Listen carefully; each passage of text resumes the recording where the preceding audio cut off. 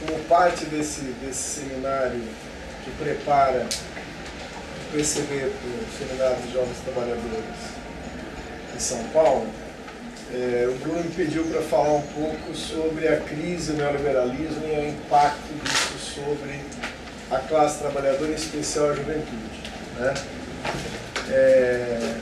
O que a gente precisa lembrar, da exposição que o próprio Irã fez, é que a organização da classe trabalhadora no Brasil tem uma história, o próprio capitalismo no Brasil tem uma história, e que muitas vezes a gente fica despreparado para enfrentar a classe dominante porque acredita que as ações que ela toma são ações só conjunturais, né?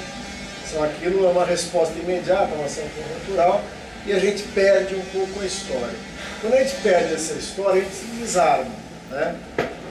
Um dos efeitos disso, que gera esse quadro que o Bruno escreveu aqui, com os dados que ele trouxe, é que uma das vitórias da classe dominante é restringir o campo das possibilidades, né?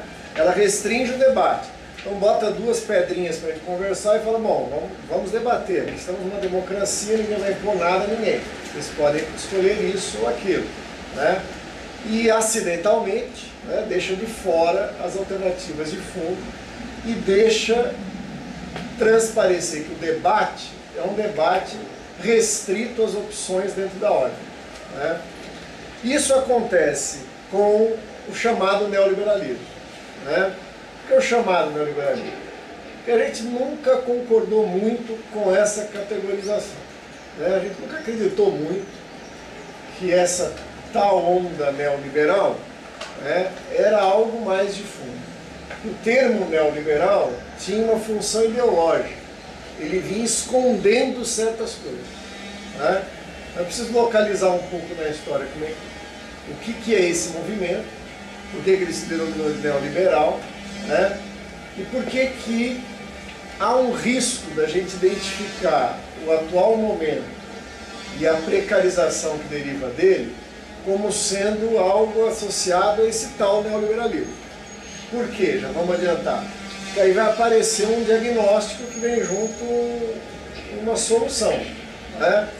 E a solução que tem sido apontada é um outro neo, tal do neodesenvolvimentismo, né? O meu orientador na USP dizia o seguinte: toda vez que você, no estudo da sociologia, da história, se deparar com esses termos, semi, neo, né, pré, é sinal que você não entendeu nada e está tentando comparar com alguma coisa que você conhece, né? Por que neoliberal? O conjunto das teses chamadas neoliberais, elas são muito antigas, elas são muito pouco novas, né? Elas estão associadas ao contexto da década de 40, já encaminhando-se para o final da Guerra Mundial, uma situação, uma correlação de forças que a gente tem saudade, né? Se a gente pensar que o fim da Segunda Guerra Mundial apontava para uma geopolítica extremamente tensa para a ordem mundial, né? Você tem a Europa destruída, os Estados Unidos emergindo como uma grande potência capitalista, a União Soviética a duras penas e com um custo muito grande, mas no bloco dos vencedores, um processo de descolonização da África e da Ásia, né? Se a gente pegar o mapa do mundo naquela época, a União Soviética, estourando a Revolução Chinesa, o processo de descolonização da África e da Ásia, né? Com exceção da Revolução Cubana em 59, estudar geografia ia ser fácil, né? Desse lado do capitalismo, desse lado do socialismo, o mundo estaria dividido. E o desfecho da Segunda Guerra Mundial, com o bombardeio do Japão, reequilibra o jogo, né? E você tem um equilíbrio militar forçando a chamada coexistência pacífica. Mas mesmo com esse isolamento militar do leste, do bloco soviético, você tem uma hegemonia de governos sociais democratas na Europa, né? Muitos deles com as participações dos partidos comunistas, da resistência contra o nazifascismo. Os liberais estão assustados com isso. Quer dizer, Hayek, Friedman, e outros se reúnem, estão muito deprimidos, se reúnem numa cidade chamada Montpellier, né? Rico é legal, né? Porque a gente não fica deprimido, vai para lá, tá? Eles vão para Montpellier. Se reúne ali com água mineral da maior qualidade, um vinhozinho branco, etc, uns queijinhos, culinária de alta qualidade e tal, para discutir o futuro da humanidade. E se baseiam muito num texto do Hayek, chamado O Caminho da Servidão. Ora, a servidão do Hayek é o comunismo, né? Mas ele não quer falar do comunismo. O comunismo já está para ele descartado, é a barbárie, o obscurantismo, comer criancinhas, etc.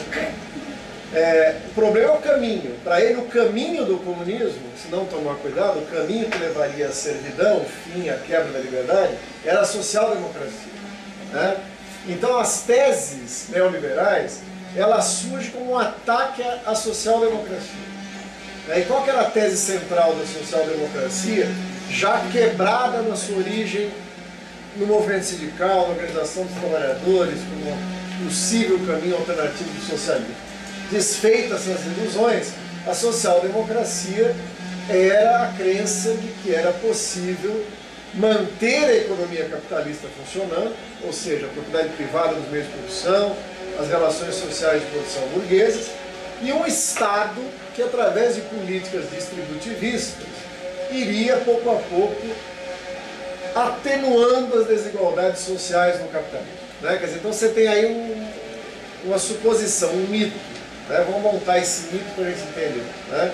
O mito é: a economia capitalista é a única e a melhor forma de produzir em grande escala riqueza e gerar desenvolvimento, mas infelizmente distribui mal e gera desigualdade. O socialismo distribui muito bem, mas é muito ruim para gerar riqueza, né? Ineficiente na economia, burocrático, trava o mercado, etc e tal. Então ele só consegue distribuir miséria.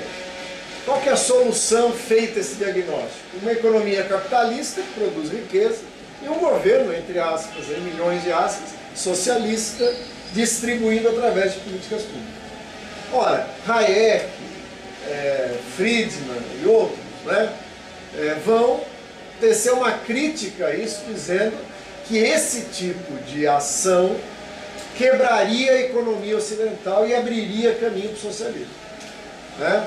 Na verdade, era um plano nefasto para os socialistas para destruir a economia capitalista, né? Esse plano também ataca o fundamento econômico da social-democracia, que não é marxista. O fundamento econômico, o plano econômico da social-democracia é Keynes, né? E o Keynes tinha escrito seu livro, estava implementando isso no New Deal norte-americano, né? E os neoliberais atacam o que eles chamam de uma intervenção do Estado na economia. Quer dizer, as políticas públicas distributivistas da social-democracia se fundamentavam na tese keynesiana de que o Estado teria que ter medidas para atenuar a crise do capital. O Keynes, como todo economista burguês, considera que as crises são naturais e inevitáveis. Ele não se propõe a evitar as crises, mas ele se propõe a agir nas crises para que o capital seja protegido. O Keynes tem uma tese para tentar salvar o capital de uma crise que é inevitável. As crises vão ocorrer, os governos e o Estado têm a obrigação de entrar com um mecanismo, uma malha protetora, como ele dizia, para garantir que a acumulação de capitais passe pela crise e estabeleça um novo ciclo, né? Como acontece muitas vezes nesses casos, ele se reúne lá em Montpellier, faz o seu manifesto e dão os burros na água. Porque o que acaba prevalecendo no contexto pós-guerra são as medidas keynesianas, e é a social-democracia, né? Quer dizer, o alerta deles que isso levaria para a servidão caiu no vazio politicamente, né? A burguesia rapidamente percebeu que aquilo não era um caminho para o socialismo, mas uma eficiente alternativa para evitá-lo, né? Então você tem no ciclo pós-guerra um ciclo que a acumulação de capital vai se dar pesadamente com a presença do Estado. Ora, como é que a gente tem instrumentos teóricos para julgar isso, para não cair na ilusão que viria a seguinte? Nós compreendemos esse momento como um momento de maturidade e auge do capital monopolista. O capital monopolista no seu mais alto grau de desenvolvimento que se transforma em imperialismo. Um alto grau de concentração e centralização da produção, com a formação daí derivada do capital financeiro, união entre capital bancário e capital industrial, a mundialização do capital pela partida e repartida do mundo. Ora, o capital, quando ele amadurece essa fase monopolista e chega no seu auge, ele destrói as bases da livre concorrência. Né? Quer dizer, o liberalismo, enquanto ideologia, é uma ideologia própria do capital concorrencial. Né? A ideologia própria do capital monopolista tinha que resolver, do ponto de vista de valores, de ideias, de concepções, de discurso ideológico, o fato de que o Estado não podia ficar fora da economia. Né? Ora, nós sabemos que o Estado nunca esteve fora da economia. Basta a gente voltar na história para a gente ver que esse mito liberal de que a economia funciona quando o Estado se afasta apenas para as suas funções de garantia da ordem jurídica, repressiva, e deixa que o mercado dá conta de tudo, é um mito. Né? As próprias condições que tornam possível a acumulação de capital, a expropriação dos produtores diretos, a formação do proletariado, a propriedade privada, exigem a presença do Estado. Né? Os liberais, no ciclo liberal, tem sentido, vamos dizer assim, o mito liberal, na medida em que você tem um capitalismo concorrencial. Na medida que o capital se transforma em capital monopolista, ele precisa de uma série de funções diretas ou indiretamente econômicas que só o Estado pode exercer. Quer dizer, para manter o capital funcionando nas taxas de acumulação necessárias, é necessário, por exemplo, uma poderosa infraestrutura colocada a serviço dos capitalistas. E nenhum capitalista, isoladamente, tem intenção de ele próprio investir no longuíssimo prazo na formação dessa infraestrutura. Na verdade, o conjunto da riqueza, né, produzida vai ser acumulada privadamente pelos capitalistas, uma parte se transforma em fundo público. Esse fundo público disponibiliza para o capital o recurso necessário para investir nessas ações diretas ou indiretamente econômicas. Né? Para ficar claro o que é isso, o capital precisa de portos, o capital precisa de armazéns, de estradas, de aeroportos, de produção de energia, distribuição de energia, extração de minérios, né, de siderúrgicas. Toda essa infraestrutura para o capital monopolista maduro, o Estado arca com o custo e oferece a preços subsidiados para os capitalistas. Né? Vocês que acham que o Estado é duro, né? Não é, ele é gentil, ele tem uma solidariedade incrível, né? Ele gasta muito mais em produção de aço do que ele recebe ao vender o aço para os capitalistas, para produzir energia e oferecer energia subsidiada para os capitalistas. Há também atividades indiretas, essas são diretamente econômicas, produzir energia, infraestrutura, logística, transporte, né? Mas há todo um conjunto do planejamento econômico, da criação das condições para a acumulação de capital se dar. Né? E esse planejamento é feito pelo Estado. Né? O Keynes se rende à tese do planejamento, e ele fala isso. Né? Uma das pistas do Keynes que levará ele à sua tese é a União Soviética. Ele está analisando 29, e está analisando por que a União Soviética não foi sugada pela crise. E uma das conclusões dele é porque ali existe um planejamento de Estado que distribui insumos, garante a economia funcionando. Né? Então o Estado capitalista incorpora a ideia de planejamento. Faz parte desse planejamento, chegando mais próximo do nosso tema, a gestão da força-trabalho. Veja, para que o capital possa manter suas taxas de lucro, o capitalismo se utiliza de uma série de contratendências para tentar frear a crise. Né? O grupo pediu para falar da crise. Eu sei que vocês têm compromisso com o Natal, a gente tem uma campanha para fazer ano que vem, não dá para falar tudo da crise, né? Mas fica como introdução ao estudo da crise. Né? A crise do capital, como Marx a concebe, é uma crise particular. Ela não é, a gente costuma ver a crise como uma crise de carência, falta de empregos, falta de recursos, falta de de financiamento, né? Falta de produtos para serem consumidos, falta de consumidores. Por que a gente vê a crise assim? Em poucas palavras, a gente é pobre. Né? Quer dizer, ninguém viveu a crise na sua casa de muito dinheiro no final do mês. Né? Se alguém chegou nessa crise aqui, por favor, nós estamos falando de finanças. Né? Ninguém vive a crise, a crise quando se abate sobre a classe trabalhadora, ela se apresenta como dizimação dos empregos, precarização das condições de trabalho, falta de acesso a bens e serviços essenciais. Né? Ora, para o capital, de forma estranha, a crise é uma superabundância de valor, é superprodução, é superacumulação, né? É muita acumulação que produz alguns efeitos, que apenas introdutoriamente aqui a gente vai apontar. Primeiro efeito, né? O primeiro efeito é que o capital, ele é um ciclo, ele está sempre circulando, né? É a tal da bicicletinha, como o Delfim Neto falou uma vez, né? Se parar de pedalar, ela cai, né? Então é um ciclo constante de acumulação. Mas o Marx revelou que não é um ciclo homogêneo.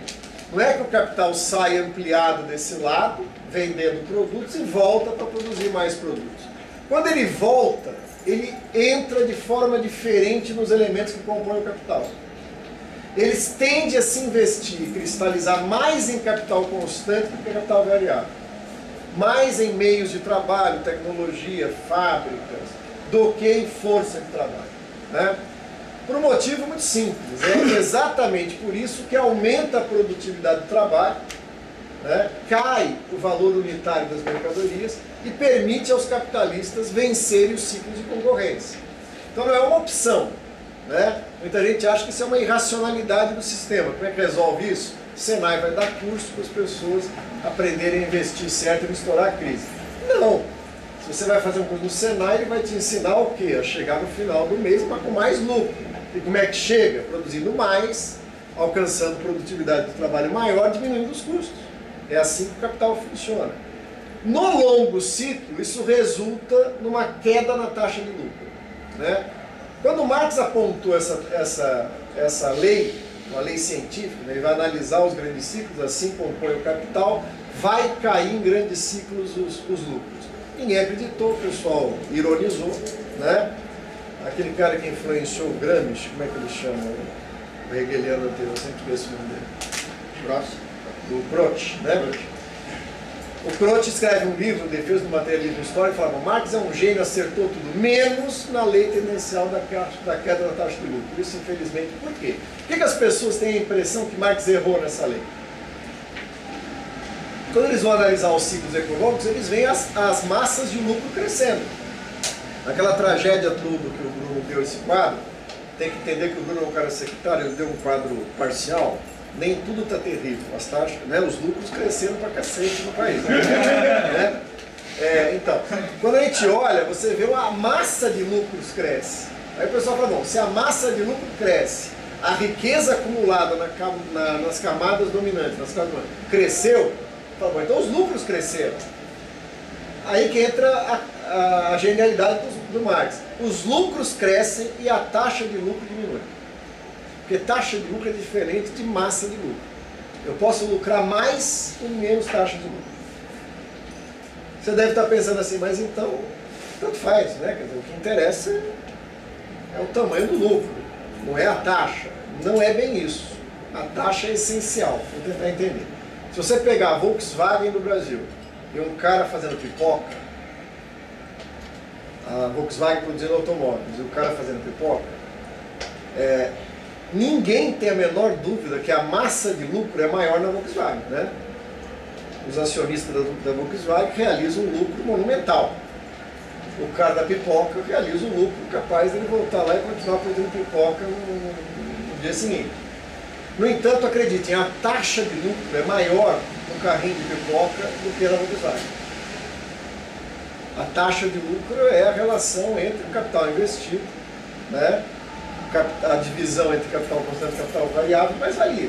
Né? Quer dizer, a proporção disso é maior no carrinho de pipoca ela é maior nos setores menos produtivos do que os setores mais produtivos.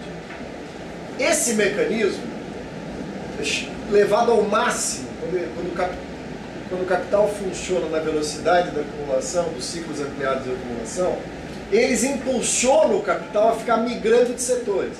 Quando as taxas de lucro começam a cair nos setores de ponta, o capital migra para outros setores, vai se diversificando. Não apenas para outros setores industriais, como para outros países. Sai do centro e vai para a periferia do sistema, onde as taxas de lucro são maiores, né? Revelando-se aí um mistério. O que o capital veio fazer no Brasil? O que o capital alemão sai da Alemanha e vem para o Brasil? Alternativa A, seriedade das nossas instituições. Alternativa B, nossas inconfundíveis belezas naturais. Né? Por que o cara vem para o Brasil? Né? Por que ele vai sair da Alemanha e vai vir para o Brasil? Porque lá você tem uma taxa de lucro batendo no limite e aqui você tem a possibilidade, com aquele salário maravilhoso que foi descrito aqui, de aumentar as taxas de lucro, certo? Ora, a crise, portanto, é uma crise de superprodução de capitais, uma crise de queda das taxas de lucro, num momento catastrófico, quando isso, o capital em expansão não consegue sair e voltar com as mesmas taxas de lucro. Ora, o que são as contratendências? Né? O que são as contratendências? As contratendências são as ações que o capital toma para não evitar a queda, mas minimizá-la, fazer com que ela não seja vertiginosa. Né? São 6, Marx identificou 6, rapidamente. Primeira delas, intensificação da exploração do trabalho. Quer dizer, como é que o capital pode contrabalancear a queda da taxa de lucro? Aumentando o grau de exploração. Como é que se aumenta o grau de exploração? Falando baixo para não dar ideia para ninguém. Vocês devem conhecer. Aumenta a jornada, aumenta a intensificação do trabalho, né? Extrai mais valor do trabalho. Essa é que é a regra. Né? Aumenta a taxa de exploração.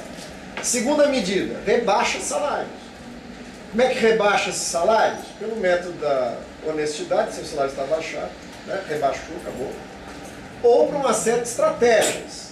Pagar menos para a mulher do que para o homem, menos para o negro do que para o branco, aproveitando as regionalidades, né? Por migração, imigração, etc. e tal. Você tem uma série de estigmas que você permite o rebaixamento dos salários. Ou utilizando a própria crise, desemprego. O terceiro elemento tem a ver com isso.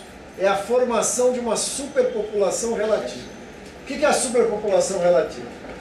Diretamente o capital expropria mais trabalhadores do que ele de fato vai usar no processo de valorização do capital, formando um excedente de força de trabalho. Veja, isso é mundial. Marx, quando analisou isso na sua origem na Inglaterra. Mas a gente pode analisar isso hoje mundialmente. O capital do Japão está em crise, ele pega, bate um fio para o Brasil e fala, tem descendente de japonês aí?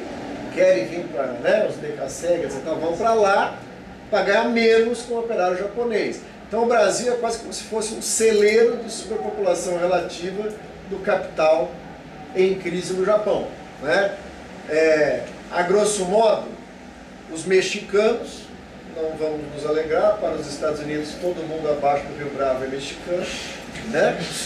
Tanto faz se nasceu na Guatemala, em El Salvador, no Brasil, etc. É tudo mexicano, né? Vai fazer o exército industrial de reserva e a superpopulação relativa do centro nos Estados Unidos, turcos, árabes, etc. tal, para a Alemanha, né? Norte da África na França, são as reservas de força de trabalho. Esse é o terceiro elemento da contratendência. O quarto elemento é o barateamento dos elementos do capital constante. Oferecer ao capital máquinas, matérias-primas, tecnologias, insumos, infraestrutura mais barata para, caindo o custo de produção, aumentar as taxas de lucro. Estou na quarta. Né? O quinto elemento é a... Esse é o sexto. Sim, o quinto elemento, lembrei. O quinto elemento é a expansão do mercado. A expansão do mercado ela oferece uma saída de duas formas. busca matérias-primas mais baratas e busca escoamento dos produtos já realizados. Então, a expansão mundial do capital é uma contratendência que ajuda a frear a queda na taxa de lucro. E o sexto é o que Marx chamava de autonomia da esfera bancária. Compensar com juros do banco a queda dos lucros da esfera produtiva, né? Através de títulos da dívida pública, de títulos do tesouro, através da bolsa de valores, você tem esse mecanismo que vai ser essencial na fase atual do capitalismo. Marx morreu e não viu uma sétima contratendência, que é a guerra. Por que a guerra entra? Quando Lenin avalia o imperialismo e vai falar da partilha e repartida do mundo, discordando do caos, que ele fala a guerra não é um acidente. A guerra é uma característica dessa fase do capitalismo, né? Porque veja, a consciência condescendente do nosso tempo falou o seguinte: o capitalismo passa por uma série de problemas porque ainda é jovem. Quando ele vai amadurecendo, crescendo, ele vai resolvendo os seus problemas. Vai ficando mais harmonioso, mais igual, mais pacífico, né? E aí explode a Primeira Guerra Mundial, ninguém sabe de onde, né? Quando as pessoas estavam tentando entender, explode a Segunda, né? Então, e assim, nesse momento que explode, muita gente está pensando em o quê? É um acidente, é uma conjuntura, né? Os chefes de Estado não se entenderam, fazer o quê? Mataram o Duque de Sarajevo, né? Um vândalo, né? Qualquer lá, atirou no Duque de Sarajevo, né? E aí estourou uma guerra mundial. Não, né? Quer dizer, não é uma conjuntura. O que o Lenin fala? O capital em superacumulação, o capital em crise, precisa expandir para poder aplicar essas contratendências, né? Buscando locais para exportar seus capitais, pegar a força de trabalho com taxas de lucro mais aceitáveis, dominar áreas de produção de matérias-primas. E essas áreas de influência essenciais para o capital fugir da crise, né? São disputadas por um grupo de empresas e um grupo de países que representam essas empresas. E como é que se dá essa disputa? Na porrada, não tem jeito, né? O Kautsky tinha uma ideia: não, a guerra é um mau negócio para os capitalistas. Então os capitalistas vão achar uma forma pacífica de partilha do mundo. O que o Lenin dizia? A condição da partilha pacífica do mundo é o prévio equilíbrio militar, né? No dia que as nações imperialistas abriram mão das suas armas, elas não conseguem fazer a partilha, né? Por um motivo que não vale a pena que a gente aprofundar, mas tem que imaginar que isso é, como dizia o Trotsky, igual e combinado, né? Desigual e combinado. O que quer dizer isso? Inglaterra, Estados Unidos e França chegam nesse auge e partilham o mundo. Quando eles acabaram a partilha, chega a Alemanha. Quando a Alemanha chega, o mundo já está partilhado. Como é que você vai fazer essa repartilha? Com argumento? Com congresso?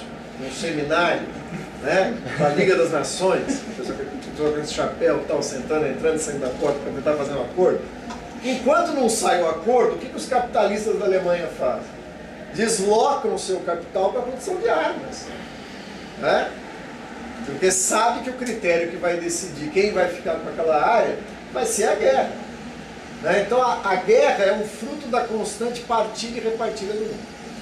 Por que eu fiz esse parênteses? Veja, se a gente pegar essas 7 características: aumento da exploração do trabalho, redução dos salários, formação de uma superpopulação relativa, barateamento dos elementos do capital constante, expansão dos mercados, os títulos dos títulos da dívida, né, o mercado financeiro e a guerra, todos eles, todas essas contratendências, têm no Estado um sujeito fundamental. O capital não consegue equacionar essa sua solução da crise sem o Estado. Tudo bem? Então, por isso que a gente começa por dizer o seguinte: quando o liberalismo afirma que o Estado não intervinha na economia, ou quando o neoliberalismo vai afirmar que o Estado tem que sair, nós temos que dizer o quê? Primeiro, o Estado nunca saiu. Sem Estado, a acumulação do capital no século XX teria sido impossível. Foi o Estado que operou essas contratendências. Ora, então por que o neoliberalismo? O que é o neoliberalismo?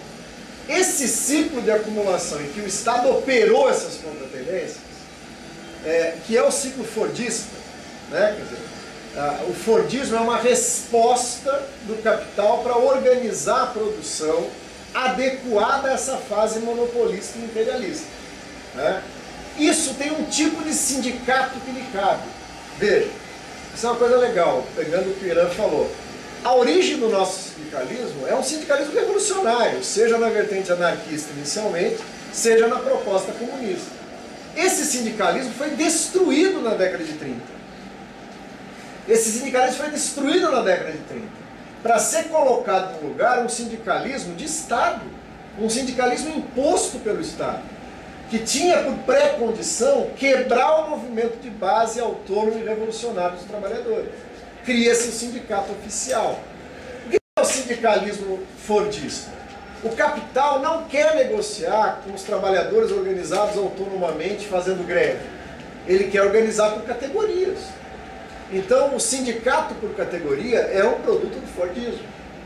O sindicato revolucionário é o sindicato classista, né? O que os anarquistas faziam e que os comunistas...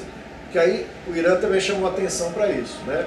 Se você pegar aquela fotinha dos caras que fundaram o partido em Niterói, todo mundo era anarquista uma semana antes, né? Inclusive Astrogildo Pereira, Otávio Brandão, vem da tradição anarquista, né? O sindicalismo classista é aquele que vai percorrer todas as fábricas e propor unidade, né? Organização na base e unidade geral dos trabalhadores enquanto classe. Ora, o capital não quer negociar com a classe, ele quer negociar com as categorias. O que o Ford fez na sua fábrica? Criou o sindicato dos trabalhadores da Ford. Ó, não quero saber se os outros setores vão dar aumento ou vão dar salário. O trabalhador na Ford vai ter um salário, a meta do Ford era esse, capaz de comprar um Ford. Né? O Ford aumenta muito o preço. Os salários nos Estados Unidos nem tanto, mas deixa isso. Ora, esse sindicalismo e esse Estado que comandou o ciclo da acumulação na década de 50, 60, entrou em crise na década de 70. Então o que nós estamos vendo é uma crise do padrão de acumulação do capital a partir dos anos 70. Essa crise exigiu duas mudanças naquilo que nos interessa. Veja, não muda o capital, é para salvar o capital. Então o que precisa ser mantido? O capital. Mas precisa mudar a forma de funcionamento do Estado e a forma da organização do trabalho nas empresas. Então a reforma do Estado de um lado e a reestruturação produtiva de outro são os dois braços com que o capital procura acertar as condições para continuar a sua forma de acumulação. Veja, o que não muda? Aquelas 7 características são não alteradas, elas se mantêm e se intensificam. O que a gente vai ver a partir dos anos 70 não é uma diminuição do ritmo da exploração, é um aumento. Não é um aumento de salários, uma redução de salários. Não é uma ausência do Estado, apesar de que parece ser. É uma maior intervenção do Estado no que diz respeito a garantir as condições para a exploração. E explode a 6ª característica, que é o aspecto financeiro. Né? Quer dizer, e a guerra? Esse é um negócio legal. Por quê? Porque o pessoal acha que esse ciclo atual, porque veio depois do desmonte da União Soviética, do fim da chamada Guerra Fria, seria um período em que a guerra entraria em declínio. Os estudiosos já chegaram à conclusão hoje que nós temos mais conflitos bélicos depois do fim da Guerra Fria do que a gente teve durante a Guerra Fria. Basta ver aí o desmonte da Iugoslávia, a guerra nos Balcãs, a crise permanente no Oriente Médio, a destruição da África, né? A militarização dos conflitos na América Latina, no caso da Venezuela. Então você tem uma guerra com uma característica diferente, mas uma guerra generalizada que cumpre a função de contra-tendência. Ora, para ir para os finalmente, no plano da reestruturação produtiva você tem a transição do Fordismo para o Toyotismo, né? Com tudo que a gente conhece disso. Vamos concluir. Essa passagem é que está na base de todas aquelas precarizações que o Bruno citou.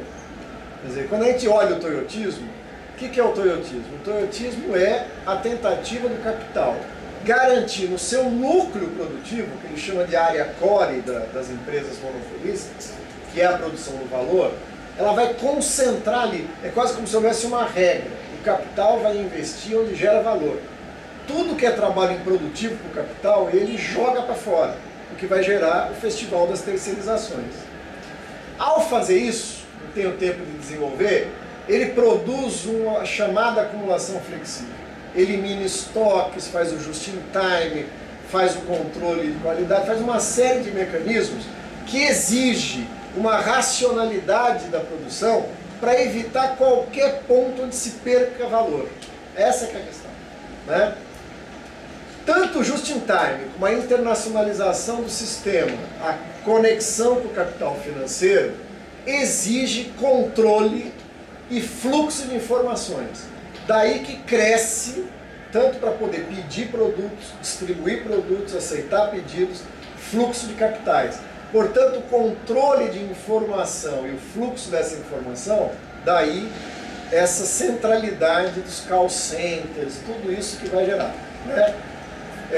E precisa gerar um processo que a exploração do trabalho, ela é um processo duplo, ela concentra nas áreas centrais das grandes empresas monopolistas e vaza para toda a sociedade. Não tenho tempo de explicar isso, mas veja, aquilo que é improdutivo dentro da empresa, quando expulso para fora, vira produtivo para o capital. Não sei se dá para entender isso. Você tem uma empresa de serviços que vai lá limpar a fábrica. Ela é um custo improdutivo para o capital. A fábrica manda todo mundo embora, os caras formam uma empresa e o cara vai vender esse serviço. Para esse cara que vende o serviço para a grande empresa, aquela manutenção acaba virando uma atividade produtiva e valoriza o valor, né? Da mesma forma o call center, da mesma forma tudo isso. Então, as relações capitalistas, ao invés de se restringirem, como pensa o pensamento burguês, elas se generalizaram para toda a sociedade, gerando uma classe trabalhadora maior, mais numerosa, mais explorada, mas também mais fragmentada e dispersa no espaço, né? Por último, como é que isso impacta na juventude, né? De duas formas principais, só para a gente pontuar e encerrar. Primeiro, eu tenho que quebrar a classe trabalhadora tradicional. O Fordismo exigia uma carreira do trabalhador. O trabalhador entra jovem na empresa, passava 10, 15, 20 anos na empresa, passando por um processo de carreira. E para o capital era essencial segurar esse cara. Nas condições de flexibilidade, que o Bruno deu um bom exemplo, né, que é o do McDonald's, enquanto o cara não está trabalhando, não está gerando valor, eu quero deixar ele no canto, eu só uso quando ele gera valor. No setor produtivo de ponta, como é a metalúrgica, por exemplo, é um banco de horas. Né? No período de encomendas, todo mundo trabalhando pra cacete, mais de 10 horas por dia. No período de baixa, eu vou acumular hora para pagar depois, é o famoso banco de horas. É uma coisa maravilhosa que o Sindicato Metalúrgicos de São Bernardo inovou para ajudar o capital. Essa forma de exploração intensifica o trabalho, mas gera um ciclo de vida do trabalhador, exatamente pela reestruturação produtiva, que vai quebrar a ideia de carreira. Eu vou consumir muito rapidamente os trabalhadores numa parte da sua vida. Jovens, muito jovens, entram, passam um ciclo produzindo, são descartados e substituídos por outros jovens. Vocês dão para entender isso? O ciclo diminui. Então, isso vai dizer, bom, então auxiliou a entrada do trabalho no setor produtivo? Não, porque a lei geral continua funcionando e está diminuindo o investimento em capital variável. Então, muita gente fora, eu posso pegar uma parte dessa juventude e superexplorar intensamente por um período e depois descarto. Resultado disso, as pessoas estão morrendo, né?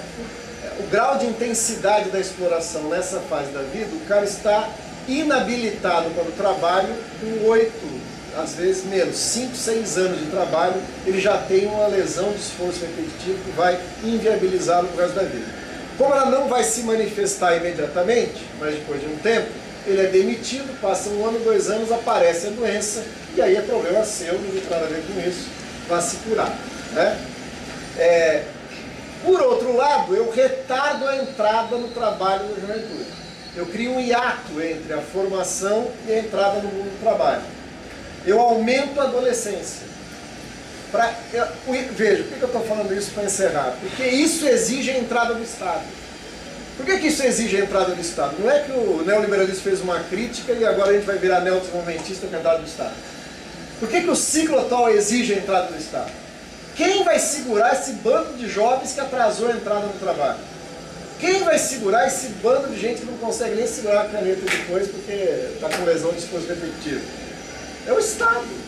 O Estado tem que ter política pública para segurar isso, senão o capital explode, né?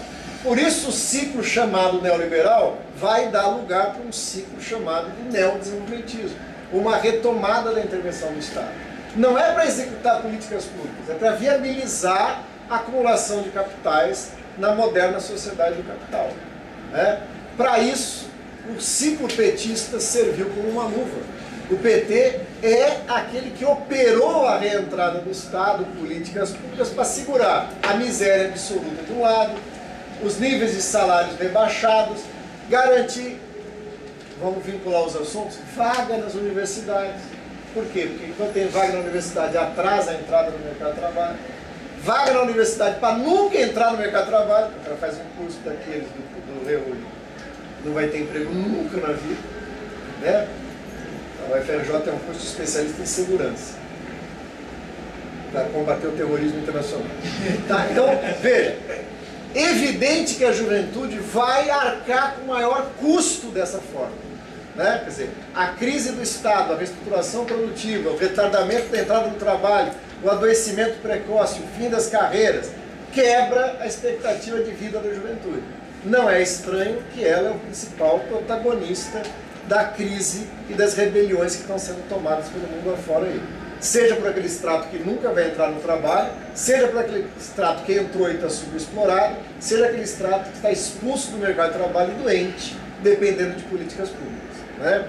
Essa juventude, muito rapidamente, percebe cada vez mais que o capital é uma forma de inviabilizar a vida humana e rebela-se contra ele.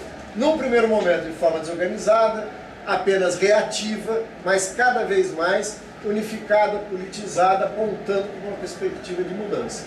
Por isso que na nossa concepção não se trata do médio e bom jogo neoliberalismo ou neodesenvolvimentismo.